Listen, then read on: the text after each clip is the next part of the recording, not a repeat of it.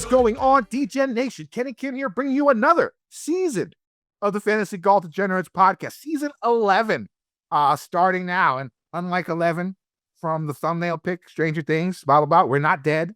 We're not on a island in Iceland away from all of our friends and in sadness. We are happy to be here, our 11th season. And of course, as usual, I'm here with everybody's favorite South African, Byron Lindeque. Byron, what is up, my friend?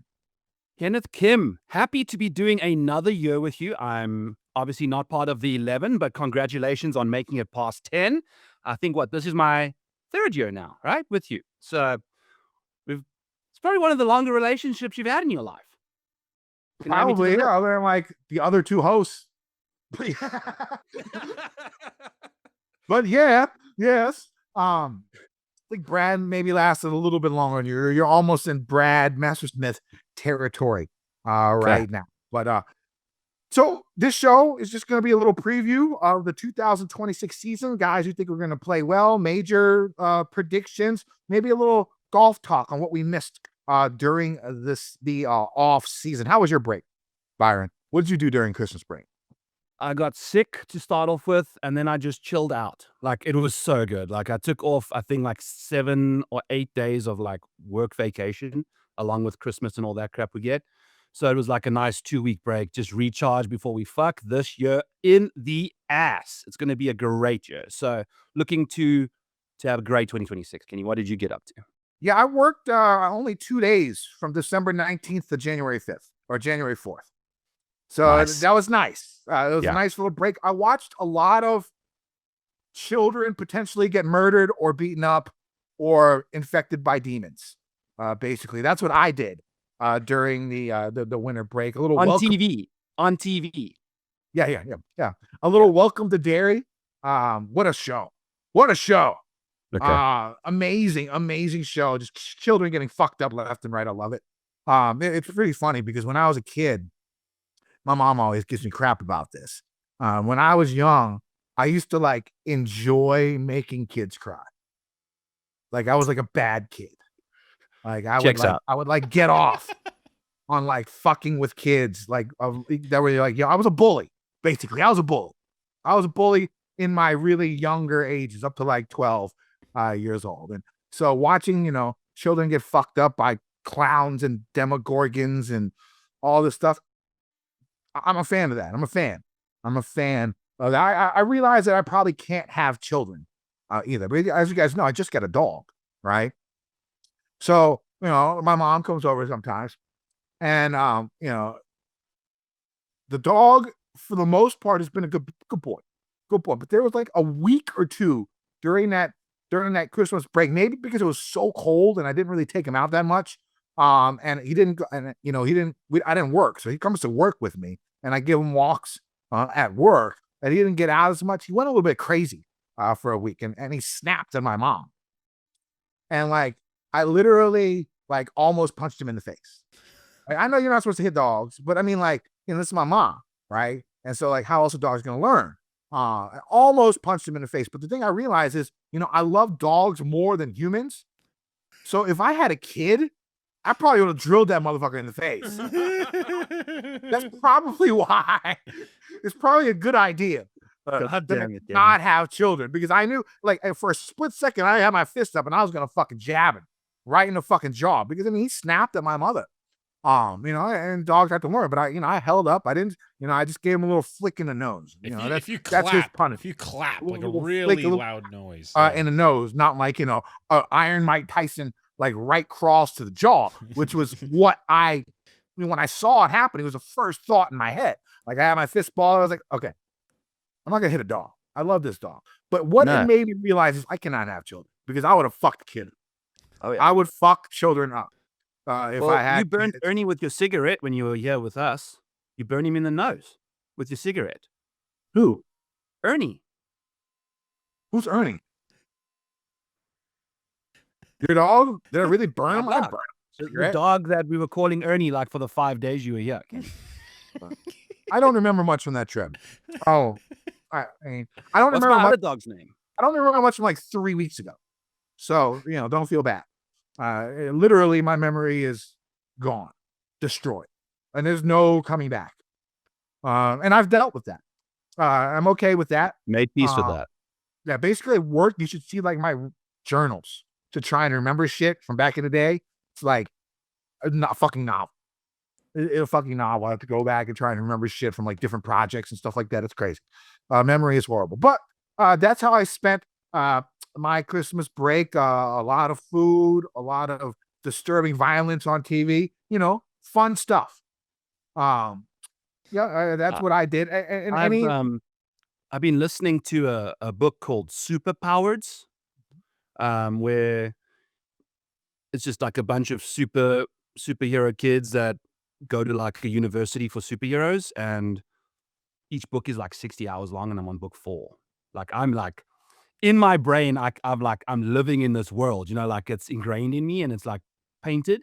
it's like And what the Umbrella Academy, sort of something it's like that. kind of like that. Yeah, it's pretty cool. You know, I like Umbrella superpowers. Academy, one of the worst endings in the history of TV shows.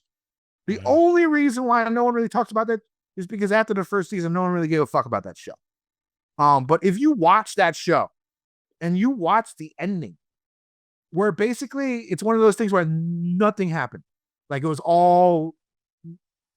Fuck, I'll ruin it for everyone. It's basically like none of the people like ever were actually alive. Like they fucked with time so much that the people on the main show were never real.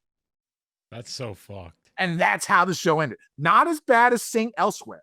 I don't know how old a lot of our listeners are, but if you remember from Saint Elsewhere, which is like, I think it was a medical drama in the mid 80s, the ending was, it was all a dream.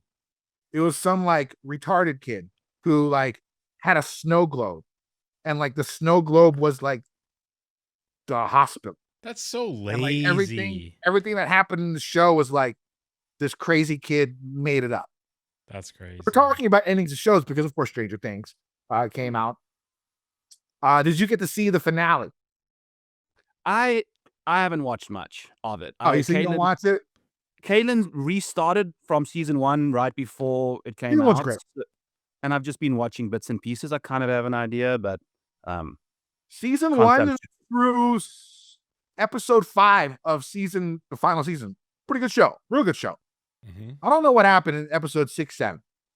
And it really made a downer for the season. Anyways, let's move on to actual golf. I think we bullshitted for about 10 minutes. There were some stuffs that happened. I will admit that it's nice having this break. It sucks that there's no Kapaloo this week. But the extra week, I'm sort of down with it. I literally didn't do shit for golf, except put in a couple of bets where I tailed Bear Off and Sky for some random Australian tournaments. Yes. It's nice to get a little bit of a break from everything, just because I've been doing it for so long. But we're back in the fold, and there was a little bit of news during the break. The first big thing was Brooks Koepka, of course. Koepka not playing LIV this year. Now, what does that mean? We don't know, because I'm hearing rumors that the LIV buyout, him not playing this year in LIV, only works if he does not play on the PGA Tour. He could play the DP World Tour. He could play the International Series. He could play any tour this year except the PGA Tour. But then again, the PGA Tour, are they going to ban him for a year? That has been the go-to for LIV guys that have come back, that have tried to come back to the PGA Tour, that they get a 1-year ban from the last LIV event they played. And it's not only the golfers, it's actually announcers, because Pat Perez wants to play on the Champions Tour, and he will not be allowed to play until August, because he was an announcer for LIV up until August of last year. I think he turns 50 in March, so he's going to lose about 4 or 5 months. What do you think of this move from Brooks, and what do you think he's going to do for you? I think there'll ultimately be a point where, considering he's won 5 majors, like there'll be an exception for him. I mean, who else is Rory's won 5. He just won his 5th major, 6th major, whatever. Like, Fifth. So I think they'll get him back. To be honest with you, like, I don't know who I was chatting to about this, but like Brooksy, I think it was on Pat's show. Like, he's a big name, but I mean, he's not playing good golf, so like getting him back is like cool. It's like having that cool uncle that used to be an NFL player that. But did he really even play good golf when he was on the PGA Tour outside of a major? I mean, what did he win? Like 4 PGA events in 8 years, 7 And years, 5 something like majors. that. Yeah, he's got more majors than PGA Tour victories. So to me, like from a production standpoint, whatever, I do think they just need to open up a window right now and say, if you want to come back, now is your time. Like, like end of this year or whatever. Like, if you want to do your thing, this is it. Anyone that goes now, you are like blackballed out. You know what I'm saying? Like, there's no second chances. If you want to get back now, this is the only time to get it. Come along with Brooks. Play the fall swing. Get in on the fall swing. Off we go. Start 2027, with whatever status you get yourself based off of what you're left with or career milestones and shit like that, So there'll be ways to get guys in there. The thing is, though, when you resign from the PGA Tour, do you get those exemptions still? That's a question I'm not sure of. Like if you resigned from the PGA Tour, which you had to do, right, to be able to join LIV, do you still get the exemptions? Because of course he won his last major in 2023, so he should have his tour card for the next 5 years. Is what it should be. So he should have a tour card till 2028. But because he resigned, does he get rid of that? Where does he start?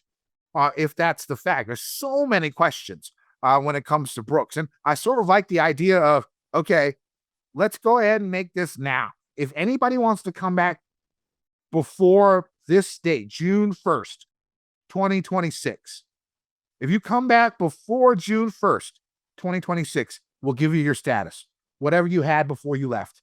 No suspension. Because, I mean, honestly, what PGA is trying to destroy LIV.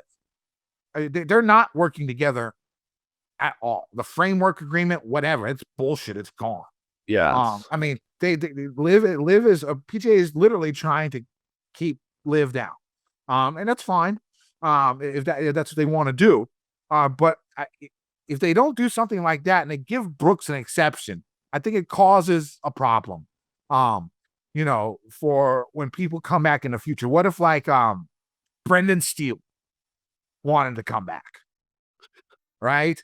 They're like, well, shit, you let Brooks come back. Why can't you let me come back with no suspension? Is it just because of status? Will people be okay with that? I mean, again, we're just all hypothetically, it's all guessing game here on what happens. I think what's going to happen is he's not allowed to play on the PGA Tour this year. Is what I think is what the LIV buyout, whatever, not playing is going to happen. So I don't think he's going to play this year. I think it's going to be a year suspension. He comes back.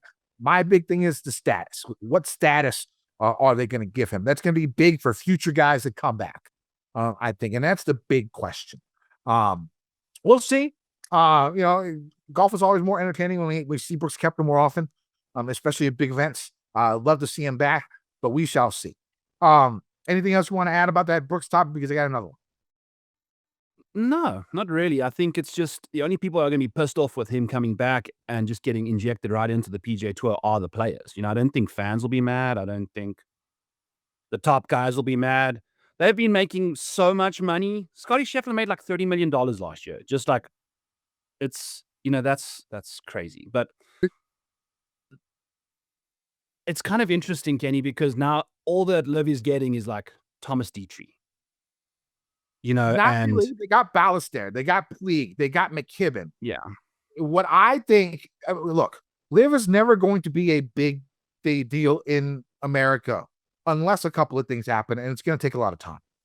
I think what they need to do is market globally, which they're doing. They're successful in other regions of the world, right? That is, where I think that they will probably flock to, because the PGA is basically blackballing and making it extremely difficult for them. And whatever, I that's fine with the PGA wants to do that. I think the only way that LIV is going to survive is with youth, right? They need young guys, and they need those young guys to become superstars, right? Like that's really the only way. And even that, I mean, unless the guy goes out there and wins 8 majors in 10 years, I mean, that might bring Americans to LIV, but the PGA Tour is king. I think the LIV has to realize that it's going to be an international tour, and that's fine. I mean, there's golf-starved countries all out there. It's no problem. Now the issue is, how it's going to happen is I think they have to start targeting young, youthful golfers, poach those guys, and hopefully one of those motherfuckers hits. Because in all honesty, in my opinion, the person that has caused the most damage to LIV Golf in the 4 years of his existence is Joaquin Niemann. I think he has caused the most damage to LIV's image in the whole grand scheme of things. For a guy who's won the most LIV events out of anyone else by a decent amount and can't make a cut in a major, right? He can't make a cut. Your best player, technically, based on wins, cannot make a cut at a major. Yeah. Like, I wouldn't say if he went out and won a major, it's going to be a total different scene, right? LIV would still be LIV. It still wouldn't be big, but man, there would be at least a little bit more of an argument, right? To try and get these guys to play together more often, right? But when your best player is not even sniffing contention at majors, it's a bad look. It's a bad look. And so what I think they need someone like a Niemann, a young guy, come out there, dominate LIV, but then has to go out and prove it in the majors. And then maybe in 10 to 20 years, LIV can get more traction in the United States, but it's not going to happen anytime soon. Unless they find a diamond in the rough, like a Tiger Woods, right? Oh my God, that is like less than 0.001 chance that. Like, oh yes, but it's less than a 0.001 chance on the PGA Tour, also, right? We've got Scotty, that's a 0.1 chance of having that kind of guy, so that's why I think LIV needs to try and focus on young golfers to try and find that one guy. That's the only way it's ever going to work in America. If not, it's just going to be a global tour, and that's fine. Now, hopefully that happens and they stop poaching PGA players, and and they can work together, right? And maybe have some events. But this sort of leads to my next point. I think the biggest thing that's going to happen in golf happens in a couple of months. I don't know how many people are talking about it now, but it's going to be the DP World Tour decision on what to do with LIV golfers. Like, here, bear with me. I wrote this shit down. I was hammered during the break, and I wrote this fucking novel about this situation. So bear with me. I'm going to read it out loud. All right. So the DP World Tour could basically have the best of both worlds, like a simple rule change, right? Can solve the DP World Tour's problem, because right now everyone thinks DP World Tour is a feeder league for the PGA. That's basically all it is, right? It's lost its luster. It's lost that image, that branding, the Sevies, back in the day, the Poulters, the Westwoods, the Colin Montgomerys, those guys who built that tour into nothing, into, just under the PGA Tour, right? As the second greatest tour in the world, right? And now there's a little argument about that. I mean, LIV might not be great, but compared to the DP World Tour, it's pretty close talent-wise, right? Talent-wise. Watchability, not so much, but yes. Yeah, so Scott O'Neill, he said he's been working with who's the new LIV guy. He says he's been working with the DP World Tour to remove the uncertainty over John Rahm's Ryder Cup eligibility, right? Because it's an uphill climb. The PGA Tour is currently funding DP World Tour and it has a seat on their board, right? So they're also changing their schedule and amount of events in 2027, giving the DP World Tour a 6-month window, September through February, for them to try and get together with the help of the PGA Tour top players, right, who aren't going to be playing at that point in time, with the small season ending before football season. That leaves a lot of top golfers with nowhere to play from September to February, right? They're probably not going to play fall events. Those are probably, I don't even know what they're doing with the fall on the PGA Tour, but what more than likely that's going to be is going to be, what they did this past year, where all about seeding and stuff like that, and tour cards, and the big dogs aren't going to play that. So this is sort of giving the PGA Tour is throwing the DP World Tour basically a bone here, right? And say, yes, we control your shit, but we'll give you some of our players, right? You can play with, maybe Rory's going to go, Fleetwood's going to go, the Euro's going to go, but we'll throw some Americans in there. Maybe Scheffler will play the BMW Masters. You know what I'm saying? Maybe we can throw in, some other American out there who can play a couple of DP World Tour events to get your strength of field up, to get your stature back up, because all the Euro boys are still going to play those events too that play on the PGA Tour, right? So the PGA Tour is basically telling the DP World Tour, like, don't worry about the LIV players. We're going to give you our guys for 6 months. That's the carrot that the PGA Tour is dangling, right, over the DP World Tour at this moment in time. So what the DP World Tour, it's not telling or don't want to publicly admit is the consequences of following the PGA Tour path, right, and grabbing the dangling carrot. Starting with their Ryder Cup team, right? No more Rahm, no more Hatton. Future players, McKibben, Puig, Ballister, right? Those three seem like, the future, like the real future, like in 15 years, 12 to 15 years, those are the guys that are going to be running the squad, right? But, they won't be able to play if the DP World Tour suspends the people who go to LIV, right? They won't be able to play. And so by the end of 2035, when the current DP World Tour and the PGA Tour, agreement ends, the DP World Tour survival as we know it is going to be so dependent, right, on the PGA Tour that they're going to maybe have to give up another chunk, maybe give them the Ryder Cup team, right? I don't know. Like at that time, the DP World Tour, it's not going to be anything that we even remotely remember or anything close to at this moment in time. It truly will be run by the PGA Tour, right? That's going to be the option in about 10 years. Now, one can argue, like, Sevies and all that stuff, all the legendary image and the people that played in the past. I mean, it's going to be gone, basically. It's going to be a PGA run, thing, basically, like where we're seeing it going right now. Now, if the DP, I think this is my opinion. If the DP World Tour wants to survive as like a independent organization, right, they need to be careful about these decisions that they make. Right? They just don't want to hand their organization to the PGA Tour, and the PGA Tour actually owns a board seat, and this is probably where the issues come from. By changing its current rules and allowing LIV players who have dual membership with LIV and DP World Tour to play without fines, the DP World Tour can have the best of both worlds while keeping the PGA Tour in check and securing their existence as an independent organization. Right? They will also guarantee that Euro players on LIV Golf can play in the Ryder Cup. And maybe they'll even get some of that PIF money if they really, really wanted to, right? If they decided not to go with the PGA Tour and hold hands for the next 10 years, right?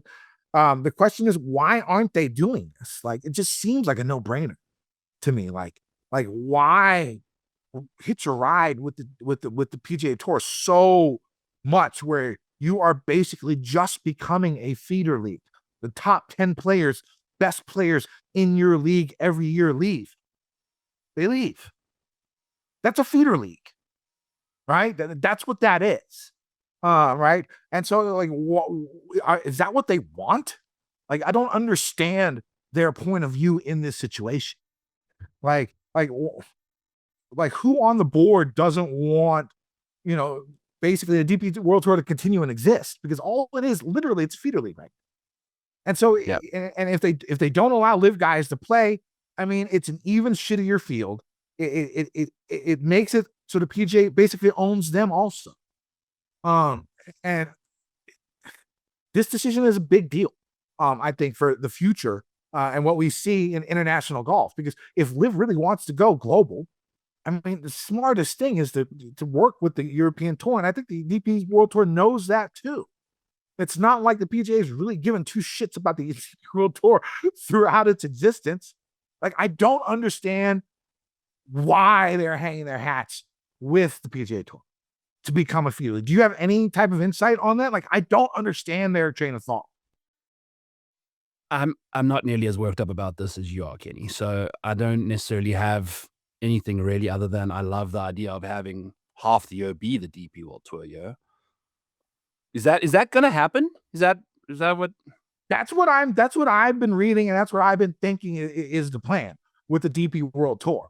Have the majority of their big events. The big events are from September to the end of the year, anyways. Starting right at the BMW Masters, if I'm not mistaken, is like right after the Tour Championship. I think. I think it's sometime in September. So, I mean, all their big events are then anyways. I mean, if that's the plan and they can buy that, then maybe it makes sense. Maybe that's the reason why they're doing it. But if they do that and, the PGA Tour forces them to suspend the LIV players, we're not going to see Rahm. We're not going to see Hatton. We're not going to see some of the young guys because there's a lot of younger Europeans that went over there. McKibben, Puig, Ballister. They're all there. Yeah. It's interesting, man, because the Ryder Cup, but also like it's just 1 week every 2 years. But for Europeans, look at them. It's a huge deal for them. Yeah. As golfers, apparently they don't need the best talent either. Way more of a deal than it is over here. Yeah. No, I couldn't agree more. And I do agree that it's just become like baby brother, like big time, just in PGA shadow. Money talks, man. That we've seen the guys go to LIV, and then obviously the PGA Tour is like $3.5 million, $4 million to first for a win is like absurd. That's like half the prize pool at a DP World Tour event is like $10 million. I don't know what a DP, but that's the thing is these people want to make money. If you at the top end of your sport, you got to go get paid, baby. So I don't know. Hopefully that works out where it works like, in harmony, teeter-totter, seasonal stuff. Yeah. Well, I mean, we'll see. It's just really interesting because, I mean, it's a pretty big deal. I think because I'm a huge Ryder Cup fan too. And I want to see Rahm. I want to see Hatton. I want to see these younger guys out there who are going to ball out that I think, and Ballister is a stud, right? I mean, this wave, every generation of Spaniards comes around. Some Seve to Rahm, now to this guy. I mean, you throw Sergio in there. I mean, there's always a next batch, like every 10 years, who balls the fuck out. And this guy feels like the next guy. Now, the next guy that I think is going to show up on the PGA Tour, Kenny, we got a couple big names coming from the DP World Tour to the PGA. Marco Penn, I think Rasmus is here again after graduating. We've got Rasmus Niergaard Peterson, who won the Australian Open, which, I think what the biggest problem with LIV is the lack of legacy, because that Australian Open was awesome, dude. It was. Maybe we were starved of golf a little bit, but it was a fantastic, fantastic tournament. And the crowd makes it as well, right? Like those crowds were packed. And the Australians are great, and I think when they go to South Africa, the same situation will happen. So just having a crowd and having people that give a shit about the product that you're putting out there, like literally give a shit, not being given free tickets to show up there and take your kid, I think when you're going to a PGA event and I'm spending $14 on a Michelob Ultra 14 times a day, things can get pretty tough, but I want to be there and I want to do that, so like that's the kind of situation we're in. But we've got some massive talent coming in as well. Then we've got Christopher Wrighton. All of these guys just ended up winning a bunch of tournaments during the off season, and they're going to be on the PGA Tour, all inside the top 50. And we could see these guys make it into the signature events quite quickly. So the funnel of sensational talent is going It's everywhere. great for us. It's great for the PGA fans. There's no doubt. There's no doubt about that. But, I mean, like, there are European golf fans, right? I mean, But also fuck Europe. No, I bet them obviously at Ryder Cup. But yeah, it's interesting. I don't know. Alva Smiley went to LIV as well, along with apparently. This is yet to be confirmed, but you know, I think like you've seen, it's all been international stars that have been signed. So until some American, yeah. So lots to like there. All right, let's dive into some major futures and bets. But before we do that, we got to pump my Dawg Dominator for you guys, because best ball season in Underdog is rocking and rolling. You have until the Sony Open tee times to get your lineups in there. It's filling fast. Go ahead. There's a Pat Mayo $150 like big boy entry out there that if you wanted a 3-entry max, there's the 150 max out there. Still, the Dawg Dominator is available to you if you are an annual subscriber to the Model Maniac Patreon. It is free. So go ahead and do that. If you are a little bit late to the Underdog party, use code MANIAC if you're in the mood to sign up, as well as checking out Pat Mayo's One and Done contest, which is awesome. There's $1.2 million up for grabs across all the different prize pools. A very nice balanced payout for you guys out there. If you're a watcher of this show and you just follow what Kenny is saying, you're likely going to make yourself some money anyway, because Kenny Kim has cashed the One and Dones big time. Kenny, take the reins on this one. Yeah, I have. I mean, look, for One and Dones, I wrote something down earlier about strategy, and really, I mean, the strategy for One and Done this year is simple. Don't overthink it and pick like 3 golfers you think is going to win each event, and then pick one of the 3. That's it, really. Like, I mean, like, I would save Simple. The studs for signature events because money counts. In the One and Done, so save the studs. Like for One and Dones, but don't be afraid to use like a Sam Burns at a Valspar. Just because he's playing, Siggy events doesn't mean he's going to win one of those. He can win Valspar, right? Or something like that, the way I go about it is I don't overthink it. I go in, I play whoever I have left, I play them. Now with the prize, it's being all about money and the signature events, you sort of have to save the studs for the signature events. That's going to be known.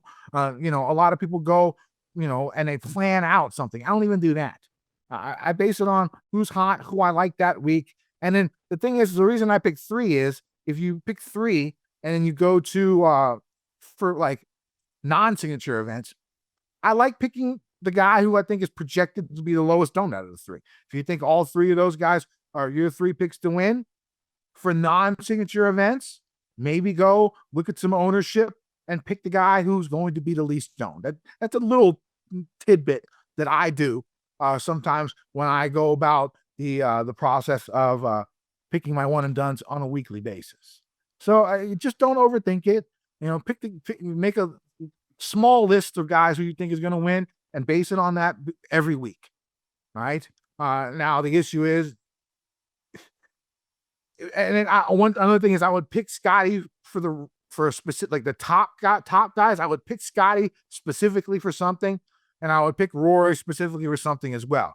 Like about 3 events that you think that they're going to win, and then if they're hot leading up, then you just go with them because they're going to come up every week, right? Yeah, Scotty and Rory. If you're going to pick the best, but I mean, you guys get the idea of what I'm saying. Absolutely. And by the way, I will have a One and Done tool, part of the Model Maniac Discord, which is all the stuff that you can find over there. Here is the Dawg Dominator for you guys. For those of you that don't know how this tool works, you basically drafting Scotty Scheffler. Then if you want to go and take a Tommy Fleetwood in pick number 2, then you go ahead and take a Harry Hall. Then you take a Michael Brennan, a Michael Kim, Nico Echeverria. Then you can see in the top here how the schedule is working out for you. Right now, of these 5 guys, we have farmers with only 1 start projected right now, and that would probably be Michael Kim, right? So this tool really helps you figure out exactly where you're going wrong when you're drafting guys, because if you're just sitting on the toilet or on the couch and drafting, you can't see, unless you're like a complete sicko and memorize the schedules of these guys, you're not going to know what the hell's going on the back end, and you need to have at least 6 guys starting in all of these. We've spoken about all of this already.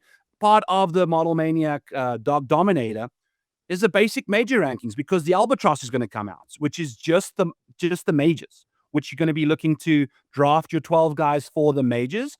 And as a result of that, I've got all the different projected major starts for everybody. There's guys that are only playing 3, like Hao Tong Lee. things like that. So you can go and find all of that over here. We'll probably be using this tool to kind of not really use the tool, but I might share the screen every now and then as we're going through some Masters type bets, because here are all the different major finishes for these golfers since 2021. And you got to have a good major track record in order to thrive in majors. And this can help you see that. So there's a lot to like about what you can get out there at the Dawg Dominator and part of the Model Maniac Patreon. Get the annual subscription, you get 2 months free and the Dawg Dominator free. It's like over $100 worth of product right there for you guys. So really appreciate all of you that have signed up and bought the Dawg Dominator. Hopefully you guys crush. So Kenny, major season. We've got some fun stuff coming up. Chatting about the majors. When it comes to one and done, would you be interested in only using live guys like Bryson, Rahm only, and then using the big names on the PGA Tour in the signature events? Or is everyone going to do that? I think Bryson and Rahm makes sense to do that with. I do. Yeah. And Neiman. Neiman's great in majors. Who? Walker Neiman. Yeah. That's one guy you definitely don't have to worry about. Hey, if you want to be contrarian, that's the thing. You don't have to overthink it. Like, you don't have to think of you don't have to come through with some insane pick. How many 100 to 1, 150 to 1 guys actually win? I mean, 2 a year? Right? I mean, it doesn't just happen. Brian Campbell.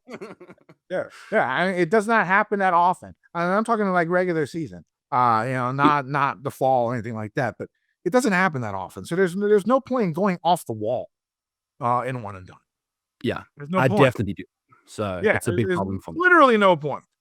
Okay. Doing it. Keep me on track, Kenny. Keep me on track this year. Gonna need you. Masters. The Masters. I mean, we're gonna give you picks for every single major. Who's gonna win it? Kenny, who's winning the Masters this year? Not named Scotty. I'm not gonna go too crazy on this one. I think Scotty's gonna win half a dozen green jackets in his career. At some point, he has to win back-to-back, right? If he's going to win half a dozen, I'm going Scotty. I'm not even really worried about it. But I think after Scotty, I think we see a little European domination at these majors. But the thing about Scotty at Augusta, he knows what to expect. It's perfectly manicured. There aren't too many variables that he does not know about, right? And that's sort of the thing that sometimes the narrative is that's what can get in his head, right? If he can't figure out the strategy of a course based upon the conditions that the course lays out. And that's why US Opens are tough for him. We'll talk about that here in a few minutes. But yeah, that's why the Masters is perfect for him, because it's the same shit every year. It's going to be exactly the same. There aren't going to be differences, and there's not going to be weird lies that he's never seen before and he doesn't know how to hit out of, and and stuff like that. It's going to be Scotty. Scotty's going to win it. If you're looking for somebody who's a chance with a high number, maybe I think I've seen Patrick Reed at 80 to 1, 70 to 1, around there. You know what? Former winner. Always plays well at Augusta. It's not a horrible number, but I think you can get a better number as the season progresses. I don't really do futures. I was thinking about one. We'll talk about that next, but who's your pick? Yeah, I'm going to go with Patrick Reed as well, Kenny. I think he makes too much sense. I'm sharing my screen with you guys that are listening. In the Discord, I've got the Masters finishing positions since 2018 and filtered by their best finish. He has Patrick Reed at the top. His last couple finishes in the Masters: 3rd, 4th, 8th, 10th, and a 1st in 2018. There's a 36th, 35th in there as well. But that is an absurdly good track record at this golf course. He's 90 to 1 at DraftKings. So DraftKings doesn't have top 5s right now or top 10s, things like that. I will be looking to get into that market once DraftKings releases them. But 90 to 1 is a very, very fair number. It's actually the wrong number. I don't think Patrick Reed should be 90 to 1. He finished 3rd last year, and the track record at this golf course that has literally a course history stickiness that is unrivaled by any other golf course on the planet. This course, if you are good there, you continue to be good there. Yes, there are some variances here and there, but if you've played well at the Masters, you play well pretty much all the time, and you can see that from Patrick Reed. You can see that from Xander Schauffele. Obviously, Scotty Scheffler hasn't finished outside the top 10 in his last 4 appearances. So it's like a non-negotiable. You have to have had played good course history at Augusta. But Scottie Scheffler's best finish before he won was only an 18th at Augusta. But he'd already finished second in a major before that. So major pedigree has to be part of the resume to win majors, second places, first places. Major winners win majors, so that's just kind of how it goes. And you have to have a taste of that smoke. So I'm going to wait for DraftKings to drop those top 5s, top 10s, top 20s on Patrick Reed. I'm going to ladder the fuck out of that. It's going to be a good time. I did it last time at the Masters, and Patrick Reed came in clutch for us. We cashed all 3 of those. That is, he almost won the Masters. If he doesn't 3-putt from 5 feet on 13, he's in the playoff. So, let's go Patrick Reed. And then I have a future for a top 20, a top 10, and made cuts in all 4 majors. Harris English has made 8 consecutive major cuts on the trot now after being healthy. And prior to that, I think he missed like 3 major cuts before getting the hip injury. So he's plus 400 to make the cut in all 4 majors this year, playing fantastic golf, was runner-up in 2 majors last year. We're getting plus 400 at BetMGM to make the cut in all 4 majors. I don't know what the odds are for the top 20 and the top 10, but I think it's like 250 to 1 to top 10 in all 4 majors. He finished second, 12th, and then 27th or something, last year. So there is some momentum for him. And majors, when it comes to majors, it seems like these people, it's mental. It only shows up 4 times a year, and you have to nut up. You have to have your game. And even if you don't, you got to score. And it seems like some guys like Harris English, Xander Schauffele, they show up in these majors nonstop.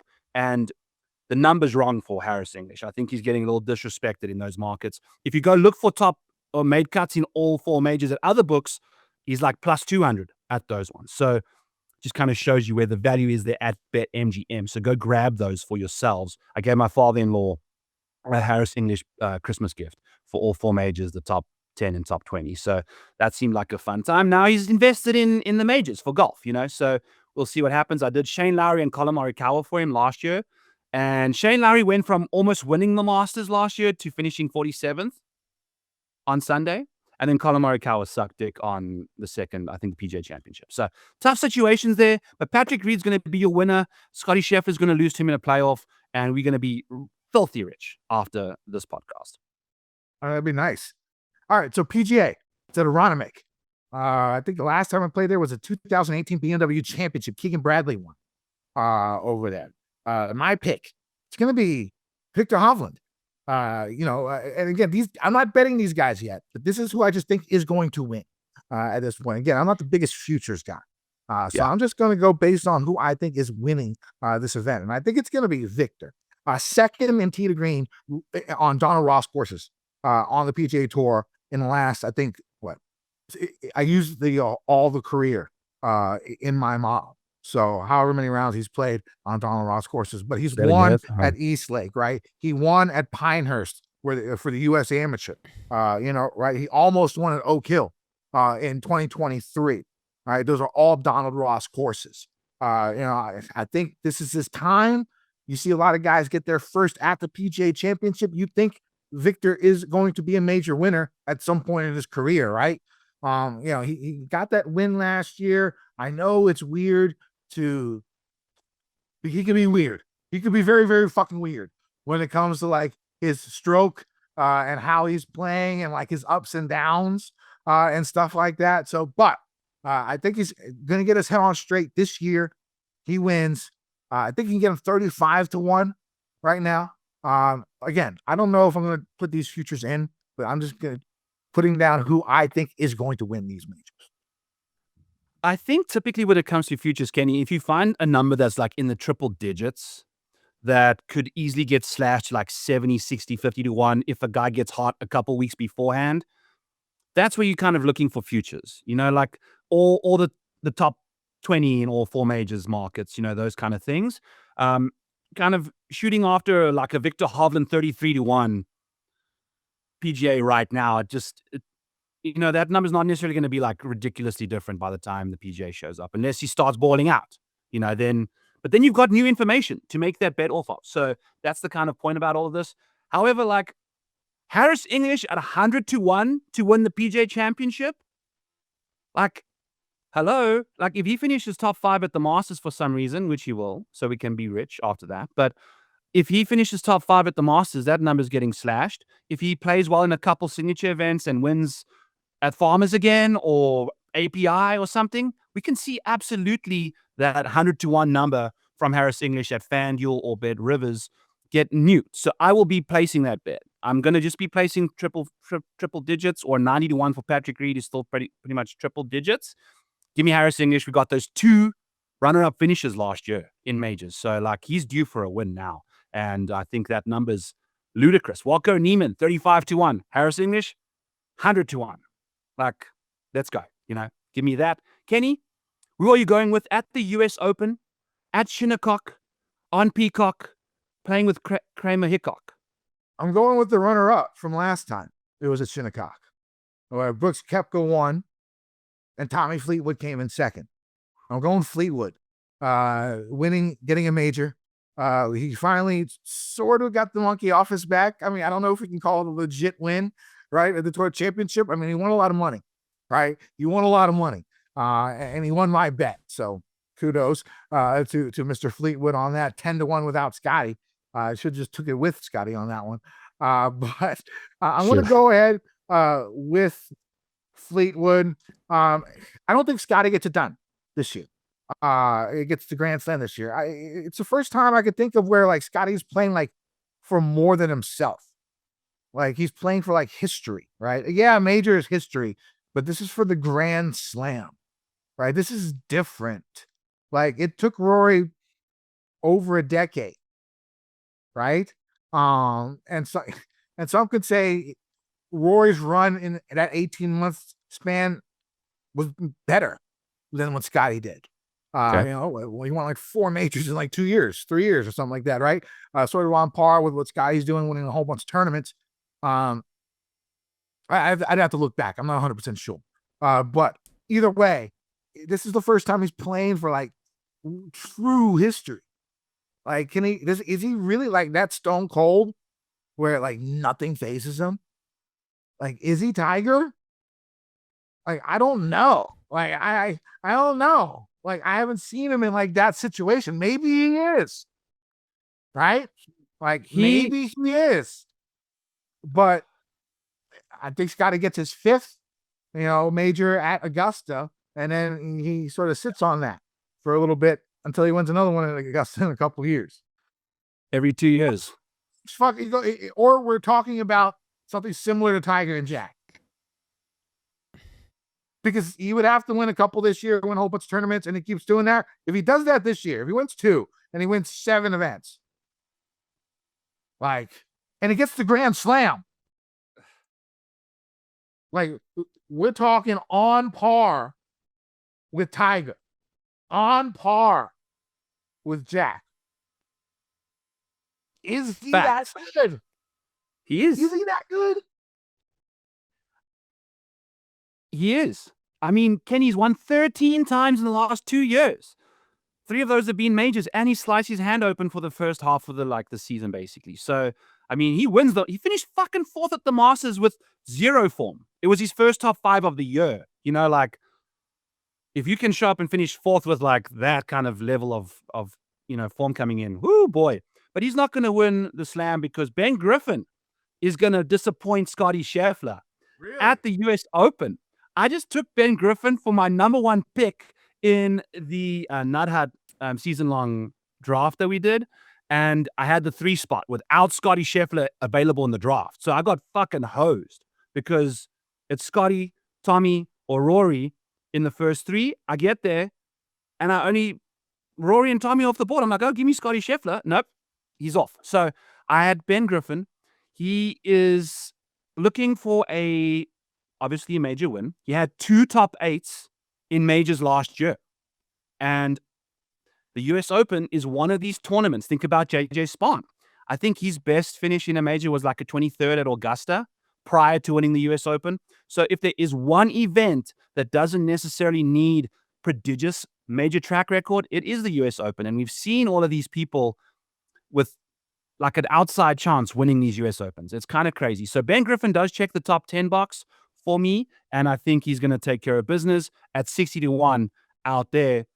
Ben Griffin could win twice before the US Open. I mean, he would have won 5 tournaments last year if it wasn't for Scotty Scheffler.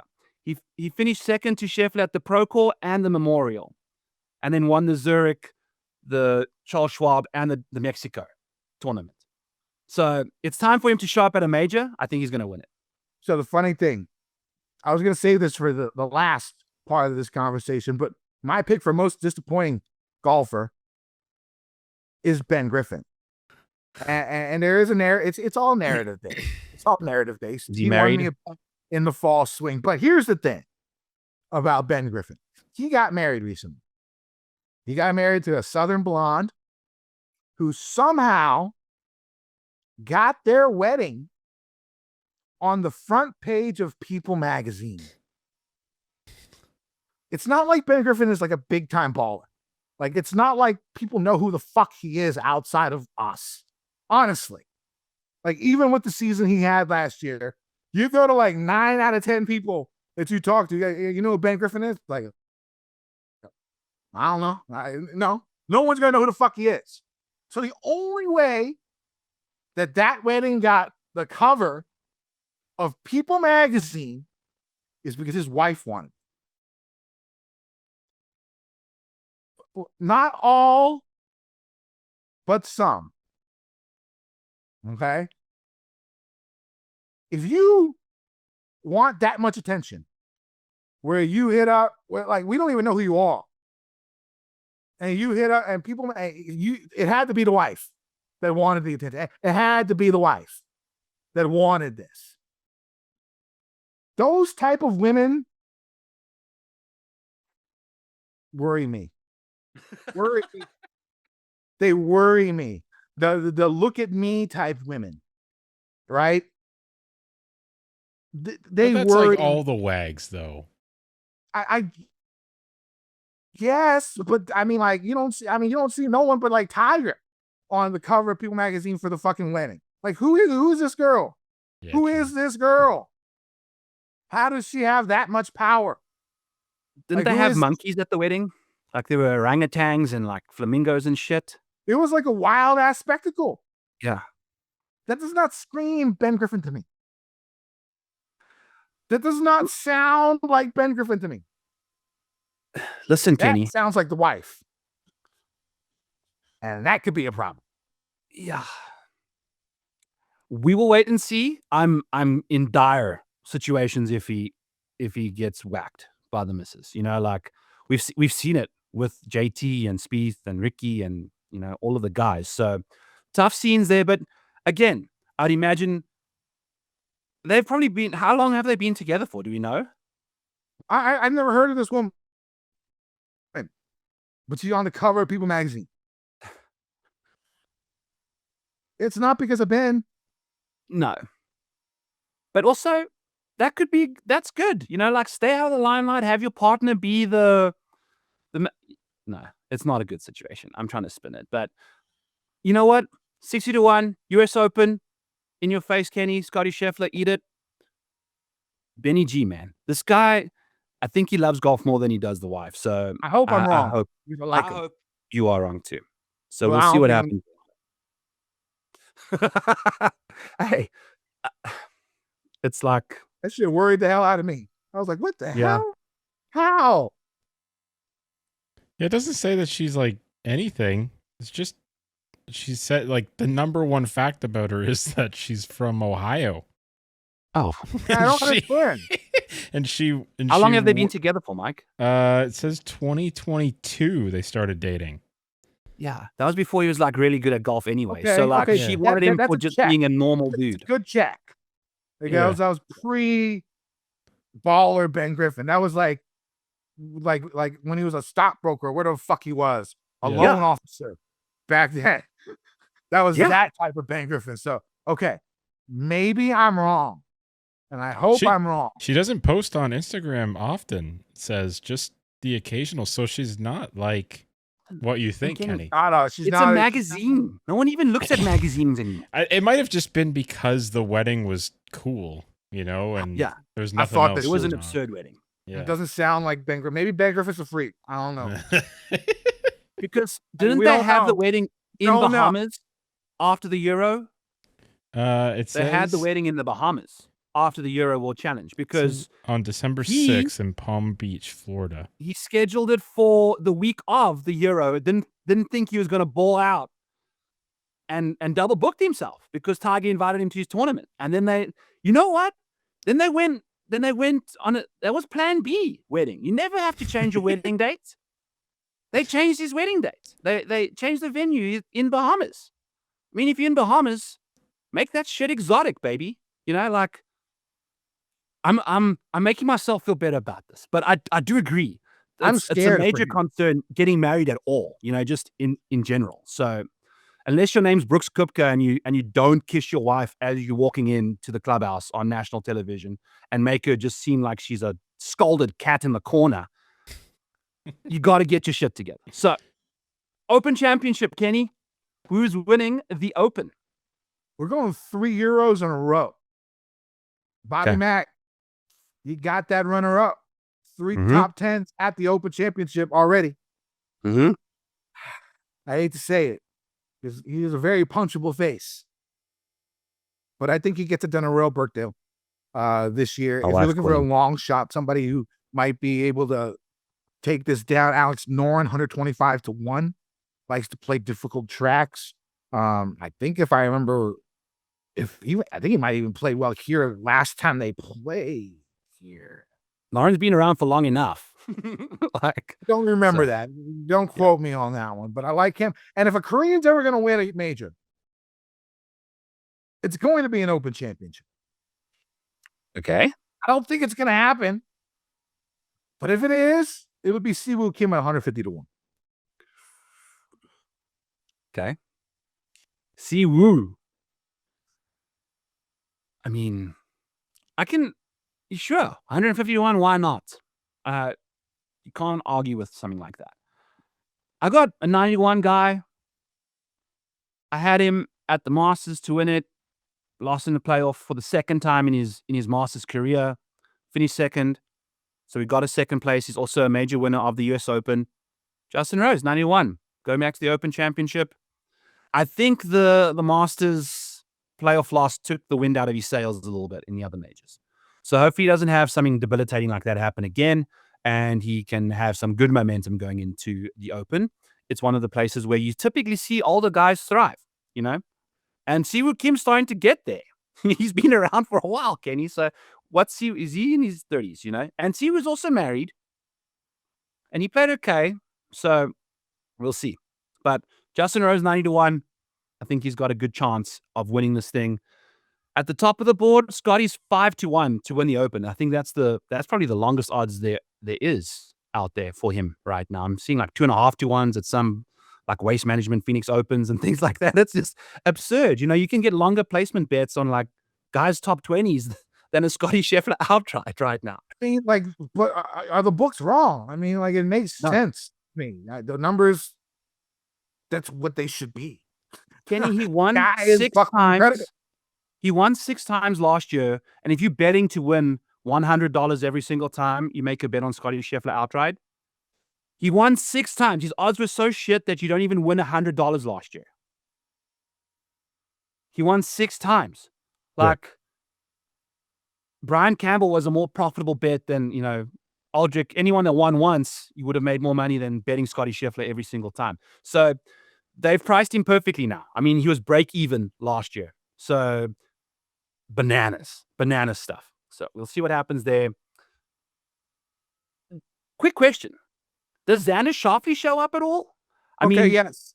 That was something that I did right. I do like Xander. I like him at the PGA Championship. I don't know why I wrote that down, but I wrote it down at that point in time. Okay. We'll see what happens. I mean, he's a Masters and a US Open away from the Slam, Xander. I think because so. he went Open Championship, PGA Championship 2 years ago, and then Scotty went Open Championship, PGA Championship last year. So who's winning the PGA Championship this year? You just bet them at the Open Championship. See what happens. Anyway, that'll be it from me. Anything else you want to add to the show, Kenny? I got to answer this call here at some point before I have to speak to Ben Griffin's wife to plan another wedding with a different wife of mine. No, nothing from me. You can find me on X at KendoVT. I'll have our plays. I mean, next week is going to be our first show of the year. We'll do it for Sony. We'll have our picks. We'll have our bets. We'll have our one and done. We'll have everything ready to rock. It should be a good season. Let's win some motherfucking money. Even though we're not really playing for money this week. DJ Nation.